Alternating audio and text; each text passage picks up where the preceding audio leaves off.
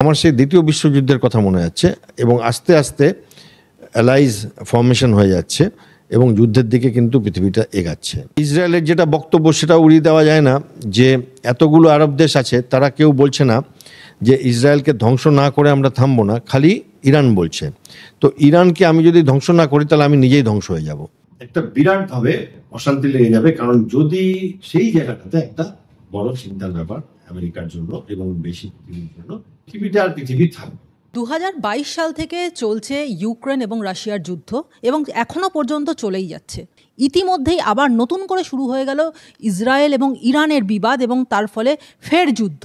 এই যুদ্ধই কি আস্তে আস্তে গোটা পৃথিবীকে আবার টেনে নেবে? আবার কি পৃথিবীকে প্রথম এবং দ্বিতীয় বিশ্বযুদ্ধের মতো ভয়াবহতা বা তার থেকে অনেক বেশি ভয়াবহতার মুখোমুখি হতে হবে? আমাদের সঙ্গে এই বিষয়ে আজ কথা বলবেন ব্রিগেডিয়ার দেবাশিস দাস। আপনাকে স্বাগত জানাই স্যার ক্যাম্পেইন কলেজে। নমস্কার। পরপর আমরা যে বিষয়টা নিয়ে আমি বলছিলাম যে একের পর এক যুদ্ধ চলেই যাচ্ছে 2022 সাল থেকে দেখছি এবং তার আগেও দেখেছি। এবং মধ্যপ্রাচ্যের ইরান ইসরায়েলের সঙ্গে এই যুদ্ধ, প্যালেস্টাইনের, এ তো চিরকালের যুদ্ধ, কিন্তু হঠাৎ করেই তার তীব্রতা বাড়লো। হঠাৎ করে আবার দেখা গেল পাকিস্তানের সঙ্গে ভারতের একটা প্রক্সি ওয়ার বলা চলে সেরকম একটা কিছু হলো। সেটা এখনও শেষ হয়নি, সেটা মাঝামাঝি রয়েছে। এবং আবার নতুন করে ইসরায়েলের সঙ্গে ইরানের যুদ্ধ হলো। আস্তে আস্তে কি এইভাবে পুরো দুটো দলে সারা পৃথিবী ভাগ হয়ে যাবে? আপনার কি মনে হয়? দেখুন, আসলে মধ্যপ্রাচ্যের যে ব্যাপারগুলো হচ্ছে ওগুলো একটু জটিল। আপনি অনেকগুলো যুদ্ধের কথা বললেন। এবার দেখুন, ইরান কিন্তু একটা অন্য সুরে বাজছে, আর মধ্যপ্রাচ্যের যারা আরব নেশনস তাদের সাথে ইসরায়েলের যে বচসা বা যে অশান্তি, সেটার আমি একটা যথাযথ ব্যাপার মানতে পারি। কারণ একটু যদি ইতিহাসের দিকে দেখেন তো ইউনাইটেড নেশন হওয়ার পরে ইসরায়েলকে ইউনাইটেড নেশনের তরফ থেকে এই জায়গাটা দেওয়া হয়। তখন ইউনাইটেড নেশন বলতে মেইন বলবালা হচ্ছে ব্রিটেনের আর আমেরিকার আর বাকি বড় বড় ইউরোপিয়ান দেশগুলো, আর তারা এই জায়গাটা দেয় এবং সেটাতে তাদের আশেপাশের যে আরব প্যালেস্টাইন স্টেট, জর্ডান, আপনার Lebanon, Syria, Egypt, Saudi Arabia, এই দেশগুলোর একটা ক্ষোভ ছিল এবং সেই ক্ষোভ যুদ্ধে বদলায় এবং তারা ইসরায়েলের সাথে 4টে যুদ্ধ করেছে এবং সেই 4টে যুদ্ধেই কিন্তু ইসরায়েল জিতেছে, অনেক ছোট দেশ হয়ে। ঠিক হয়নি ব্যাপারটা। এবং সেইখানে এটার একটা যথাযথতা আছে, আমি কোনো পক্ষ না নিয়ে বলছি। ইসরায়েল যেমন তাদের পক্ষ থেকে ঠিক যে আমাদের ইউনাইটেড নেশনে জায়গাটা দিয়েছে, এটা আমাদের অধিকার আছে। আবার আরবরা বলছে আমাদের জায়গায় ইউনাইটেড নেশন কি করে দিতে পারে, আমরা এটা মানতে পারছি না বলে এরা কোনো না কোনো ব্যাপারে যুদ্ধে জড়িয়ে গেছে। আমি মানছি আরব ভার্সেস জিউস যুদ্ধ, কিন্তু ইরানের যদি ব্যাপারটা দেখেন সেটা কিন্তু পুরোপুরি অন্যান্য। কারণ ইসরায়েল কিন্তু এই রকমভাবে ডাইরেক্ট কোনো দেশের পিছনে কিন্তু যুদ্ধ করেনি। আপনি যদি নিষ্প্রিয়ভাবে ব্যাপারটা দেখেন, ইসরায়েলের যুদ্ধ হয়েছে কিন্তু হামাসের সাথে, প্যালেস্টাইনের সাথে যুদ্ধ করছে না ইসরায়েল সেভাবে। আরও তো জায়গা আছে, 2-3টে জায়গায় বিভক্ত আছে। হামাস টেররিস্ট জঙ্গি গোষ্ঠীর সাথে ইসরায়েল যুদ্ধ করেছিল, যে যুদ্ধটার কথা আপনি বললেন। এইবার হচ্ছে সেটা ঠিক আছে, কিন্তু ইরান, যে প্রথম কথা, ইরানের সাথে ইসরায়েলের কোনো বাউন্ডারি নেই। একটা দেশ, বিশাল দেশ সৌদি আরবিয়া, সেটার ওই পারে ইরান আছে। আমাদের কনটেক্সটে আমরা যদি বলি যে আমরা পাকিস্তান পেরিয়ে গিয়ে যদি কাজাকিস্তানের সাথে ঝগড়া করি, সেরকম ব্যাপার হয়ে যাবে আর কি। তো ইরান এটা কেন করলো? প্রথম কারণ, ইরানের 1979 সালে শাহ অফ ইরান ছিলেন, তাকে হটিয়ে দিয়ে আয়াতুল্লাহ খোমেনি বলে, এখন যিনি আছেন উনি খামিনি, আর আয়াতুল্লাহ খোমেনি বলে একজন ছিলেন, তিনি তাকে হটিয়ে দিয়ে বসেন এবং তিনি উগ্র ইসলামবাদ এবং প্রতিষ্ঠা করেন। এবং তাদের ডিক্লেয়ার্ড এম ছিল যে আমরা ইসরায়েল বলে কোনো দেশ আছে মানব না এবং তাদের মৃত্যু যতক্ষণ না হচ্ছে আমরা থামবো না। এবং তিনি কিন্তু এটাও বলেন আমেরিকাকেও আমরা মানি না, ওয়েস্টার্ন পাওয়ারেরও মৃত্যু চাই, death to America, death two Israel. এটা ওনাদের স্লোগান, একটা দেশের সর্বাধিনী তাদের স্লোগান, ছোটোখাটো কোনো রাজনৈতিক লিডারদের না। এইবার কি হচ্ছে, নানাভাবে ইসরায়েল ইরানের এই যে মিলিটারি উত্থান, তার পিছনে আওয়াজ উঠিয়ে আসছে। এবার আমেরিকাও স্যাংশন করে এইভাবে ওইভাবে ইসরায়েলকে চেষ্টা করেছে যাতে ওরা কোনো রকমভাবে এগাতে না পারে। কিন্তু ইরান কিন্তু এগিয়ে গেছে, এমন একটা জায়গা এখন চলে এসেছে ইরান যে তারা নিউক্লিয়ার পাওয়ার হয়ে যাবে, হয়তো হয়েও গেছে। সেইখানে ইসরায়েলের বক্তব্য হচ্ছে যে আমাদের তো সার্ভাইভালের লড়াই, ওরা তো ওপেনলি বলছে যে আমরা তোমাদের শেষ নেওয়া অবধি থামবো না। তো এটা কিন্তু আর কোনো আরব কান্ট্রি বলছে না। আপনি আশ্চর্য হয়ে যাবেন শুনে যে আরব কান্ট্রিজদের সাথে যে বচসাটা ছিল সেটা গত কয়েক বছরে, ধরুন গত 10-15 বছরে অনেকটা শান্ত হয়ে গেছে। অনেক ট্রিটি সাইন হয়েছে। ইজিপ্ট ইসরায়েলের ট্রিটি সাইন, আগে তো মানতই না এরা যে এই দেশটা আমরা রিকগনাইজই করবো না। আমরা মানতাম, আমেরিকা মানতো, অন্যান্য দেশরা মানতো, কিন্তু আরবরা মানতো না। বাট ইজিপ্টের সাথে ট্রিটি সাইন হয়। তারপরে আপনার একদম হালে 2020 সালে ইউএই, মরক্কো, সুদান আর বাহারেন, প্রথমে ইউএই আর বাহারেন একটা ট্রিটি সাইন করে, এটাকে বলা হয় আপনার আব্রাহাম অ্যাকর্ড। এবং ট্রাম্পের সামনে ট্রাম্প ওয়ান তখন হোয়াইট হাউসে করা হয়। এবার একটা বিরাট ব্যাপার পড়ে যায় যে আরব ওয়ার্ল্ড আস্তে আস্তে ইসরায়েলকে মেনে নিচ্ছে, যে মানে আমরা অশান্তি করব, বিবাদ থাকবে, কিন্তু তোমাকে ধ্বংস না করে আমরা থামবো না, এই কথাটা বলবো না। কারণ তাহলে এবার ইসরায়েল বলছে একমাত্র পৃথিবীতে দেশ ইরান যারা বলছে আমাকে ধ্বংস না করে থামবেন, এবং তারা নিউক্লিয়ার পাওয়ার হয়ে গেলে তো এই মিসাইল তো কিছু কিছু ওদের উপরে পড়ছে, সেটা যদি নিউক্লিয়ার মিসাইল পড়ে, ইসরায়েল তো খুব ছোট্ট জায়গা না, খুব ছোট্ট জায়গা। তো সেইখানে IAEA রিসেন্টলি বলেছে যে ইসরায়েলের কাছে এখন যা, ইরানের কাছে এখন যা ক্ষমতা আছে, গোটা 8 অ্যাটমিক বোম ওরা বানাতে পারে। আমেরিকা তাদের সাথে টক্স করছে, এবং সেই মাঝখানে ইসরায়েল এই কাজটা করেছে।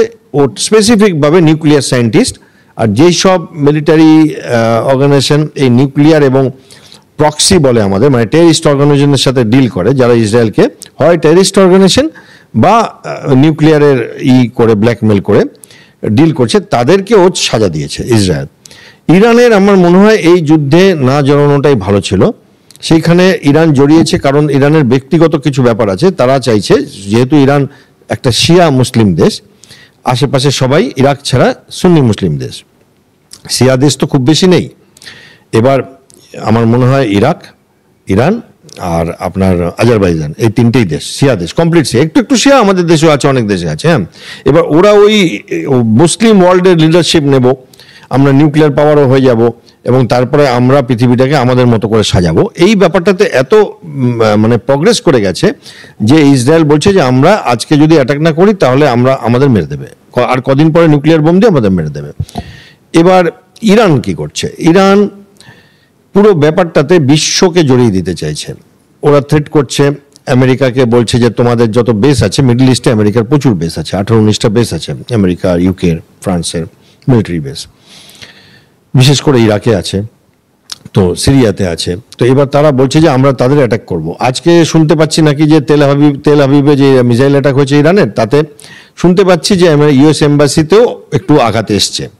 এবার এই জায়গাটা আপনি যে প্রশ্ন করলেন সেটাই আসি।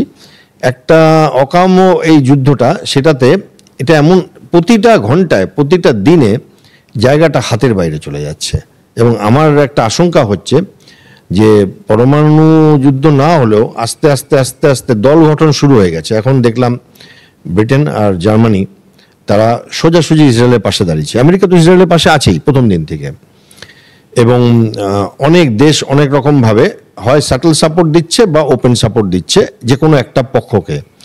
এবং আমার সেই দ্বিতীয় বিশ্বযুদ্ধের কথা মনে যাচ্ছে, এবং আস্তে আস্তে অ্যালাইজ ফর্মেশন হয়ে যাচ্ছে, এবং যুদ্ধের দিকে কিন্তু পৃথিবীটা এগাচ্ছে।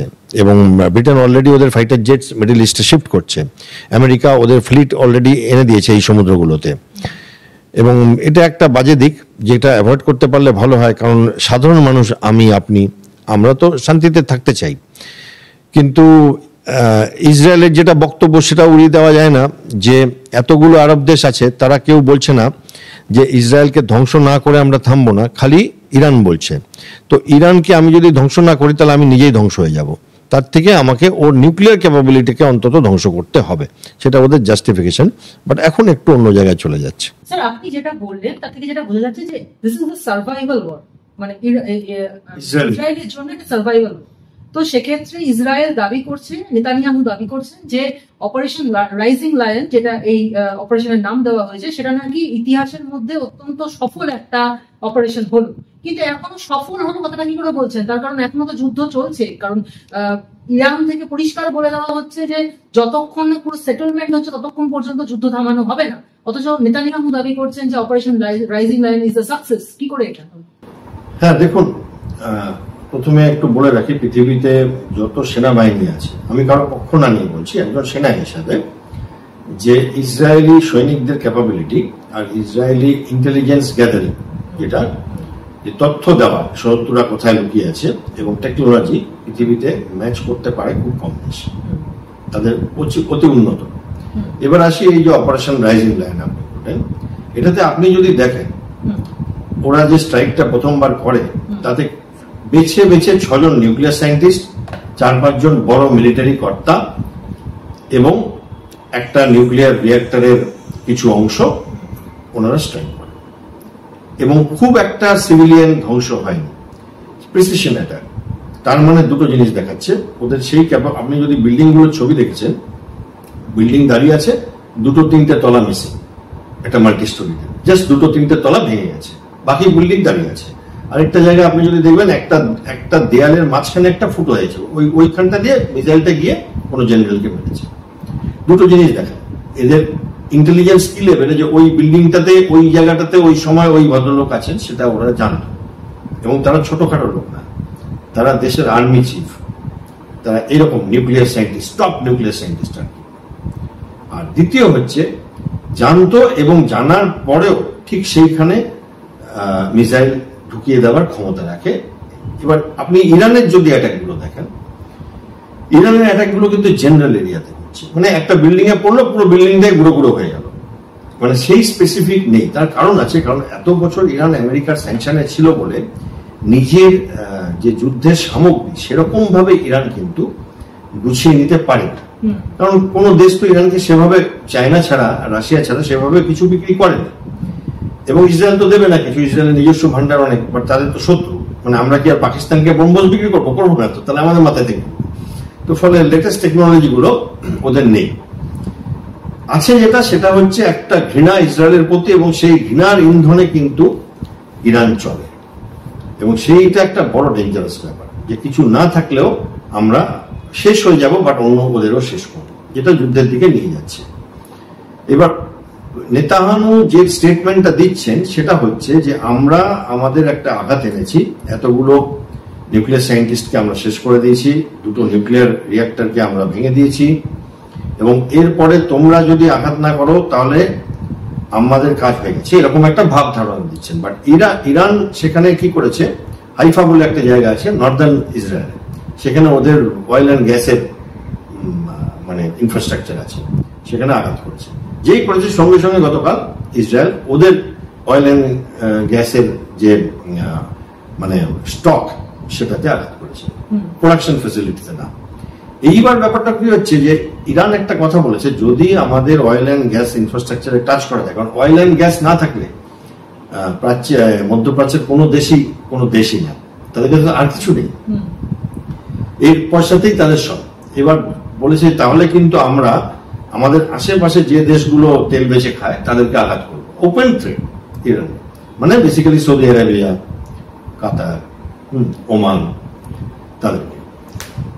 এইবার এইটাতে কিন্তু একটা বিরাট ভাবে অশান্তি লেগে যাবে, কারণ যদি তেলের দাম বেড়ে যায় বা তেলের সাপ্লাইকে ব্যাহত করা হয় ইরানের দ্বারা, করতে পারে, ক্ষমতা আছে, কিছুদিনের জন্য হলে করতে পারে, তাহলে অবভিয়াসলি সেটা ভাঙবার জন্য হয় ইসরায়েলকে সারেন্ডার করে দিতে হবে, আর নয় ইউএস কে বা অন্যান্য দেশকে ইসরায়েলের পাশে দাঁড়িয়ে যুদ্ধ করতে হবে ইরানকে, যেমন ইরাকে হয়েছিল, একদম ভেতরে ঢুকে যেতে হবে। এইটা পুরো ব্যাপারটাই একটা বিচ্ছিরি জায়গায় চলে যাচ্ছে।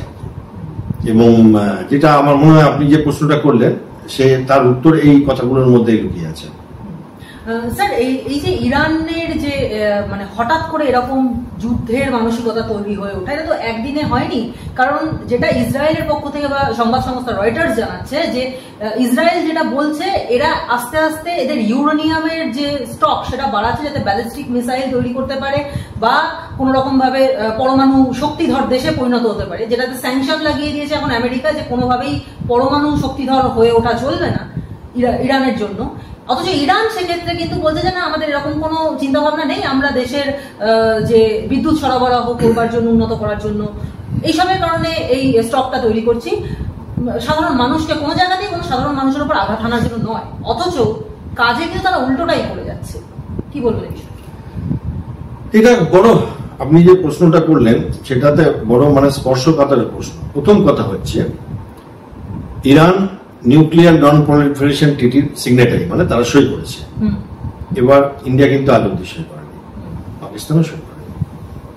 এবার কেন একটা দেশ যার কাছে নিউক্লিয়ার বোম আছে আরেকটা দেশকে বলবে তোমরা আর বানাবে না? এটা আমার বেসিক প্রশ্ন একটা মানুষ হিসেবে। সে হতেই পারে খারাপ দেশ, শয়তান দেশ, বাট সে তো দেশ। মানে আমি কি করলাম, আমি মানে যেটা রাফ এক্সাম্পল দিচ্ছি, আমি বাজারে গিয়ে অনেক মানে কিছু কিনলাম, ধরুন 4টা টিভি কিনলাম, 2টো এসি কিনলাম, তারপরে তোমরা খারাপ, এইটা বলার কি? এই 5 জন বলার কি? এরা 5 জন বানিয়েছে। যদি দেখেন আপনি যে আমেরিকা, গ্রেট ব্রিটেন, ফ্রান্স, তারপরে আপনার চায়না, রাশিয়া, এবার এনপিটিতে 190টা মতো দেশ সাইন করে বসে আছে। তাদের বক্তব্য হচ্ছে আমরা নিউক্লিয়ার টেস্ট করব। ইরান বলছে আমরা কেন মানবো সেটা? আমরা আমাদের ইলেকট্রিসিটি চালাবো, আমাদের দেশের মেশিনস চালাবো নিউক্লিয়ার এনার্জি দিয়ে। এইটা এবার ভারত আর পাকিস্তান দুজনের একজনও এনপিটিসি, আমরা তো নিউক্লিয়ার ওয়ারফেয়ার স্টেট, আমাদের দুজনের কাছে ওয়েপন আছে, কিন্তু করেনি। আমেরিকা কিচ্ছু করতে পারে। এবার ইরান এটা ভেবে করছে এই পিসফুল বলে একটু সময় কিনে নিয়ে, আমার যেটুকুনি আমি বুঝতে পারছি যে আমরা ওয়েপেনটা বানিয়ে নিই, ওয়েপেনটা বানিয়ে নিলে আমরা ইসরায়েলকে তুর্কি নাচন নাচাবো, প্লাস ইসলামিক ওয়ার্ল্ডে একমাত্র দেশ এই মুহূর্তে, কতগুলো ইসলামিক কান্ট্রি আছে আপনি দেখুন, সেখানে একমাত্র দেশ পাকিস্তান যার কাছে নিউক্লিয়ার ওয়ার। সৌদি আরবের কাছে নেই, মানে যারা পাওয়ারফুল ইসলামিক দেশ আপনি যদি দেখেন, নেই তো। তুর্কির কাছে নেই, ইরান ইরাকের কাছে নেই, আর বাকি যে ইউএইর কাছে নেই, হ্যাঁ, আর ইয়েমেন, আপনি ছোট ছোট দেশগুলো যদি কাতার, এদের কারো কাছে নেই, একমাত্র পাকিস্তানের কাছে আছে। তো এরপরে 2 নম্বরে এরা চলে আসবে, তো একটা অন্য স্ট্যাটাসে পৌঁছে যাবে যে ইসলামিক ওয়ার্ল্ডে নিউক্লিয়ার ওয়েপন ক্যাপেবল স্টেট। এইটা হচ্ছে ইরানের দাবি যে আমরা আমাদের দেশে পিসফুল করব, তোমরা বলবার কে? যদিও উনি এনপিটি সাইন করেছেন, কিন্তু ওরা এনপিটি থেকে বেরিয়ে আসবার হুমকিও দিচ্ছেন যে আমরা বেরিয়ে আসবো। বেরিয়ে এসছে, নর্থ কোরিয়া বেরিয়ে এসছে, আগে সিগনেটারি ছিল, তারপরে আর সিগনেটারি নেই। এবার আপনি আসুন আমেরিকার কি চিন্তা, বা যারা এই ব্যাপারটা নিয়ে গ্লোবাল পুলিশম্যান তাদের কি চিন্তা, যে ইরান নিউক্লিয়ার বোম পাওয়া মানে যতগুলো ওই এরিয়ার টেররিস্ট অর্গানাইজেশন আছে তারা নিউক্লিয়ার বোমের মালিক। সেটা কিছু এক্সটেন্টে আমি এগ্রি করি। আমি প্রথমে একটু আপনার সাথে ইরান হয়ে কথা বললাম মনে হলো, বাট ব্যক্তিগতভাবে আমি এগ্রি করি যে সৌদি আরবিয়া কিন্তু অনেক পাল্টে গেছে গত 30 বছরে, স্পেশালি এখন ওনাদের যে লিডারশিপ, তারা একটা অন্য জায়গায় নিয়ে যাচ্ছে সৌদি আরবকে, অনেক ব্রড মাইন্ডেড ইসলামের দিকে নিয়ে যাচ্ছে। আগে ওরা কিন্তু ওয়াহিবিজম করতো। সিরিয়া অনেকটা শুধরে গেছে। ইরান ছাড়া বাকি দেশগুলো, ইউএই তো অলরেডি শুধরে গেছে, এবং এই দেশগুলোর মধ্যে অনেকগুলো দেশে আমি গেছি, সেখানে গিয়ে দেখেছি উদার মনস্তাত্ত্বিক ইসলামের মানে ব্যাপার। কিন্তু আপনার ইরান কিন্তু সেই জায়গায় আটকে আছে 1979 সাল থেকে, যে আমরা জিউসদের ধ্বংস না করে থামব না। সেইখানে তারা এই ব্যাপারটা ইউএস কে বলে, কারণ ইউএস তো ডেমোক্রেসি অনেক সময় বিশ্বাস করে ফেলে, যে ওরা বলছে যখন তাহলে নিশ্চয়ই বোম বানাবে না। তো ওরা লুকিয়ে লুকিয়ে বানালে কারো ক্ষমতা নেই ওটাকে পারফেক্টলি ধরতে পারে, কিছু মনিটর করা যেতে পারে। আর ওরা কি করছে, ইউরেনিয়াম এনরিচের ব্যাপারটা সবাই বলে, আমি এটাকে ছোট্ট করে একটু বলি। দেখুন, ইউরেনিয়াম কিন্তু সব দেশেই আছে, ইউরেনিয়ামটা খুব ডিফিকাল্ট না, বাট ইউরেনিয়ামটা এমন জায়গায় থাকতে হবে, ওটা তো একটা প্রাকৃতিক জিনিস, সেটাকে এমন একটা জায়গায় নিয়ে আসতে হয় সেটাতে যাতে ওই ইউরেনিয়ামের একটা অ্যাটমের মধ্যে যদি একটা নিউট্রন, খুব হালকা করে বলছি, নিউট্রন ঢোকানো যায় তাহলে অনেকটা হিট আর এনার্জি বেরোবে এবং তারা নিজেরাই একে অপরকে ফাটিয়ে দেবে অ্যাটমগুলো। সেই জায়গাটাতে আনতে হলে ইউরেনিয়ামটাকে এনরিচ করতে হয়। সেই এনরিচমেন্ট একটা difficult process, time consuming process, এবং যেটাকে এই IAEA international atomic energy agency এরা কন্ট্রোল করে।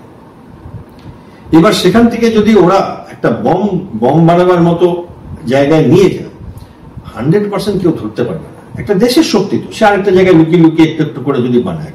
আর ওদের তো এমন না যে আমেরিকার মতো বা রাশিয়ার যেমন 3000টা অ্যাটম বোমা আছে, আমেরিকার প্রায় 2000টা আছে, ভারতের পাকিস্তানের তো 100টা 50টা এরকম করে সব হিসাব। ওরা চাইছে 7-8টা যদি বম হয়ে যায় আমাদের ইসরায়েল ধ্বংস করতে 5 মিনিট লাগবে না। ঠিক আছে, তো সেই জায়গাটাতে ওরা লুকিয়ে লুকিয়ে বমটা বানাবার চেষ্টা করছে। সেইটা একটা চিন্তার ব্যাপার।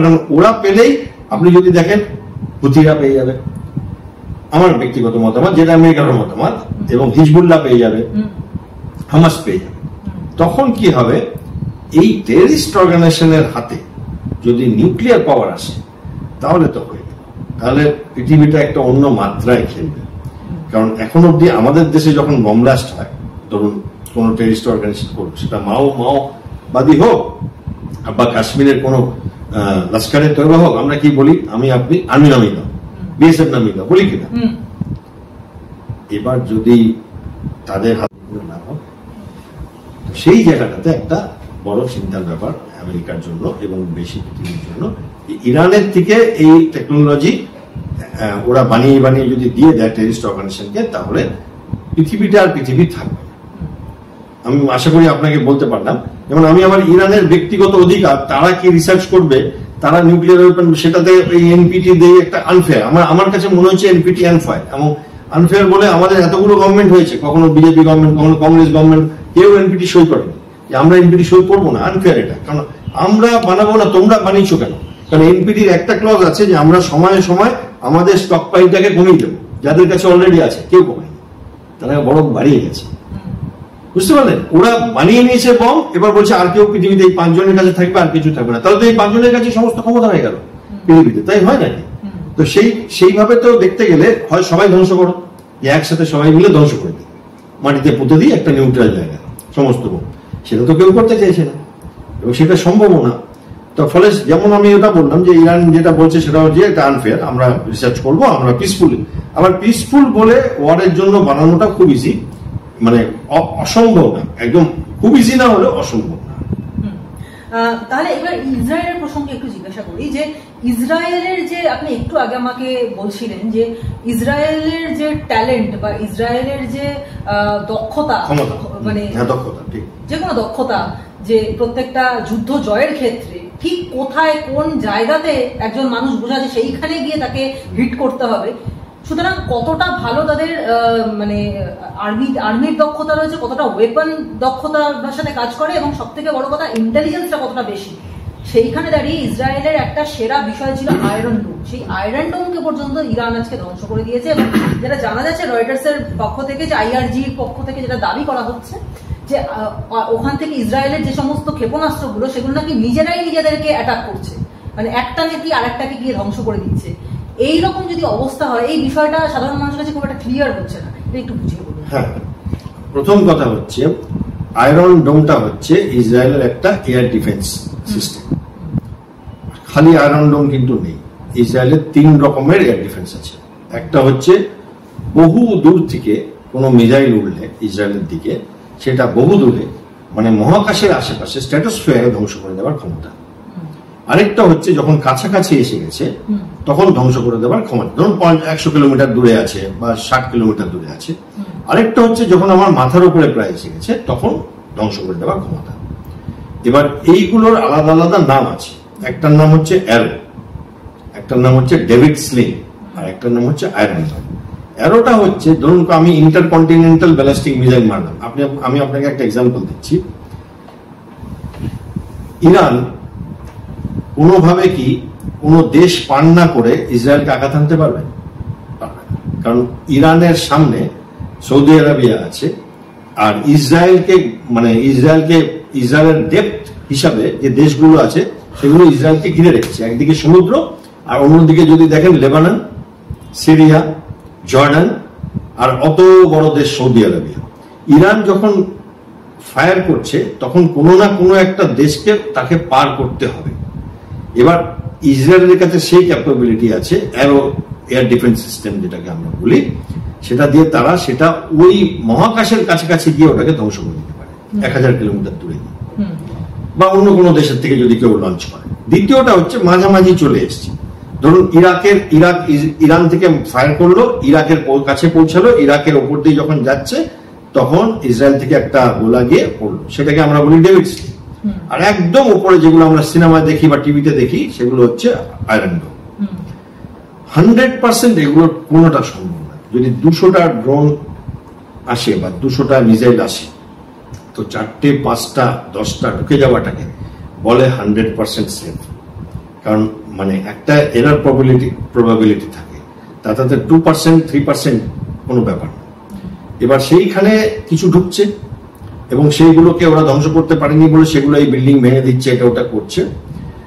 তো সেটা তো যে কোনো দেশের সাথে সম্ভব। আমাদের সাথে পাকিস্তানে যখন হয়েছে, আমাদের যেটা আছে আমরা সুদর্শন চক্র বলি, সেটাতে অনেকগুলো এয়ার ডিফেন্স সিস্টেম আমরা ব্যবহার করেছি S-400 ছাড়া, আর L-70, জু গান, LA, হ্যাঁ। তো এই গানগুলো আমাদের শোল্ডার ফায়ার এয়ার ডিফেন্স, তো এই গানগুলো এইগুলো সব সমন্বয় ঘটিয়ে আমরা এই ডিফেন্সটাকে সুদর্শন চক্র বলে এখন বলছি। সেরকম ইসরায়েলের একটা সিস্টেম আছে, সেই সিস্টেমে 100% কেউ গ্যারান্টি করতে পারে না। তো যদি ঢুকে যায়, তো পুরো ইসরায়েল শহরে যদি 4টে বোম ঢোকে, 200টা তো সেটা তাদের কাছে কিছুই না, কিন্তু যার বাড়িতে বোমটা পড়লো তার কাছে তো ওটাই শেষ কথা আর কি। হ্যাঁ, সেইটা একটা কথা। দ্বিতীয় কথা হচ্ছে যে সেই রকম ভাবে কিন্তু টার্গেটিং করতে পারছে না। মানে ইরানের তো তাহলে দরকার ছিল যে ইসরায়েলের আর্মি চিফকে, ইসরায়েলের সমস্ত ইম্পর্টেন্ট মানুষদেরকে পিন পয়েন্ট টার্গেট করবে, সেরকম ভাবে তো করতে পারেনি ওরা। ওই প্রবাবিলিটিতে আপনি যদি আমাকে অনেকগুলো পাথর ছোড়েন, আমি ম্যাক্সিমাম হয়তো আটকে দিলাম, একটা দুটো তা আমার বাড়িতে ঢুকবে, সেটার ব্যাপারে ইরান অনেক কিছু বলছে। এই মুহূর্তে আমি যেটুকুনি মিলিটারি ব্যাপার বুঝি, আমি ইসরায়েলের খুব সুন্দর মানে খুব দক্ষ কাজ দেখেছি।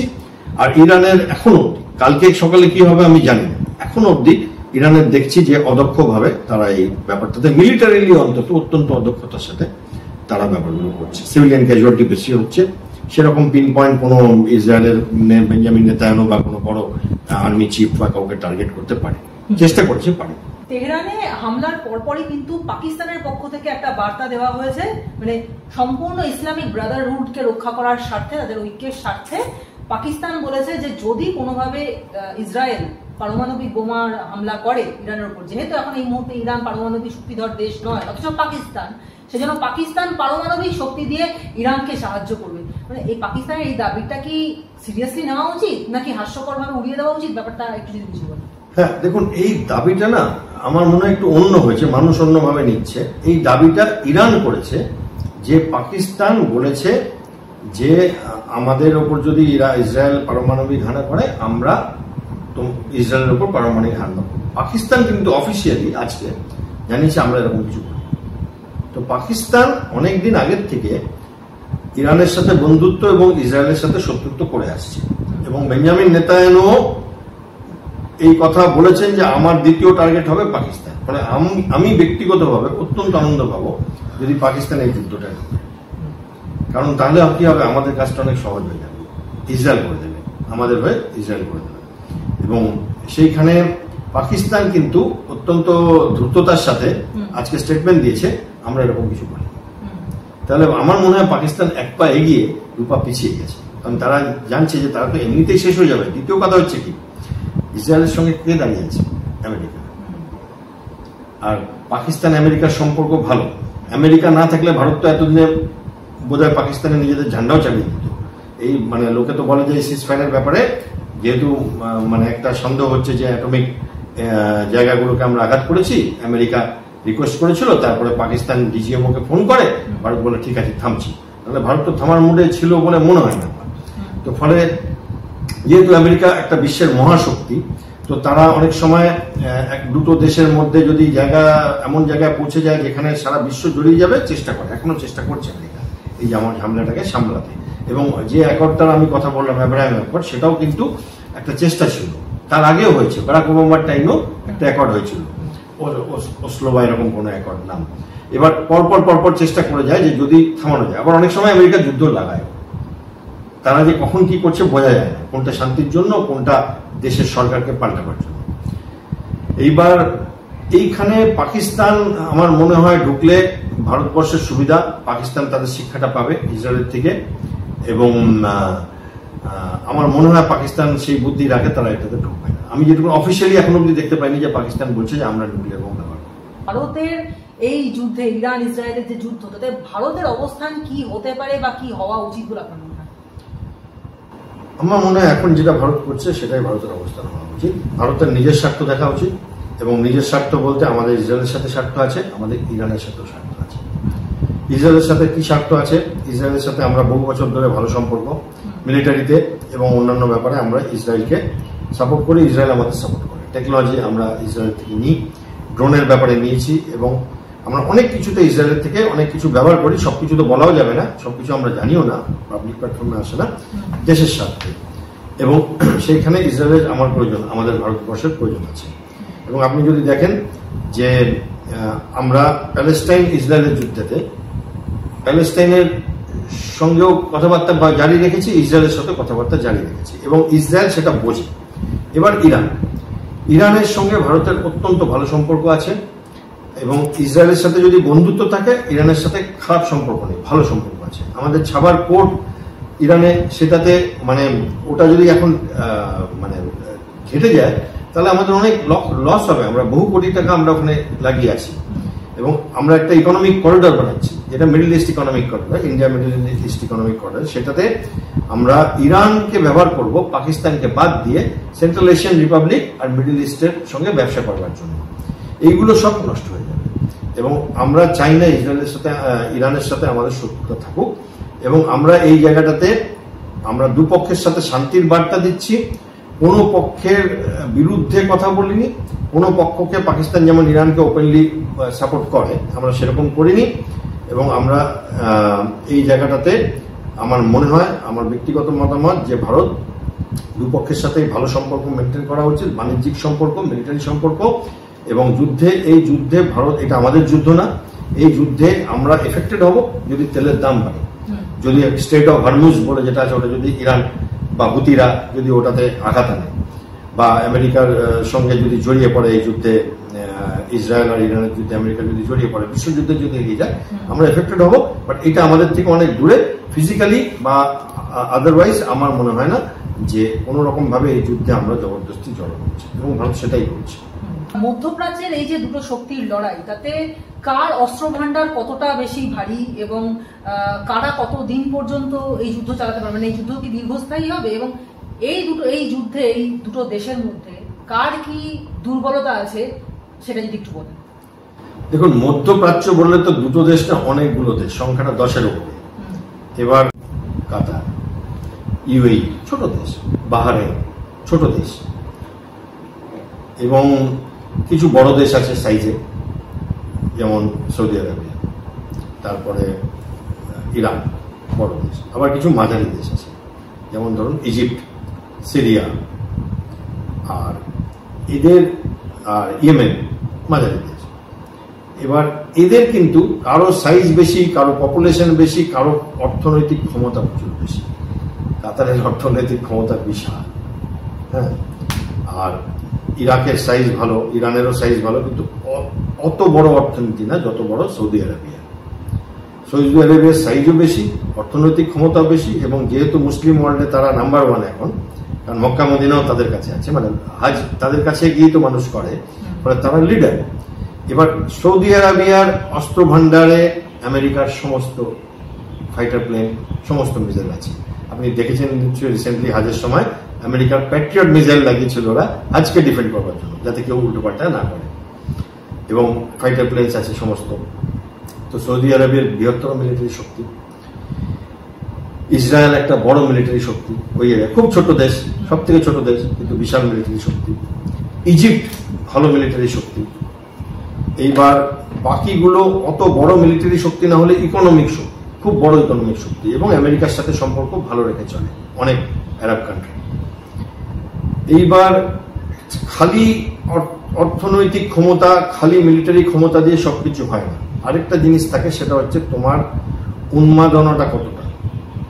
এবার সেই উন্মাদনাটা একদিক দিয়ে যেমন আমরা ইরানের মধ্যে দেখতে পাই যে আমরা একটা দেশকে শেষ করবার পর নিয়েছি, নাহলে দরকার ছিল না, এই অশান্তির মধ্যে জড়বার দরকার ছিল না। এবং সেখান থেকে কত অশান্তি হচ্ছে, কারণ তাদের যিনি, আপনি তো দেখেছেন রিসেন্টলি মেয়েরা ইরানের রাস্তায় বেরিয়ে এসেছিল, ওদের একটা প্রোগ্রাম চলেছিল, ওটা মানে পার্সি ভাষায় বলে যে জান জিন্দগি আর আরেকটা কি বলে এরকম, মানে স্বাধীনতা, নারী আর শান্তি এরকম। তো সেই কথাটা ইরানের একটু কাটবেন, আপনি নিশ্চয়ই দেখেছেন যে মাঝখানে ইরানের মেয়েরা রাস্তায় বেরিয়ে পড়েছিল, কারণ একজন নারীকে আর কি ওরা হত্যা করা হয়েছে বলেছে পুলিশ কাস্টডিতে, কারণ সে নাকি হিজাব পরেন। তো এই ব্যাপারগুলো নিয়ে একটা আন্দোলন শুরু হয়। তো জান জিন্দগি আজাদি এই একটা মানে কলরব ওঠে আর কি, আমাদের হোক কলরবের মতো।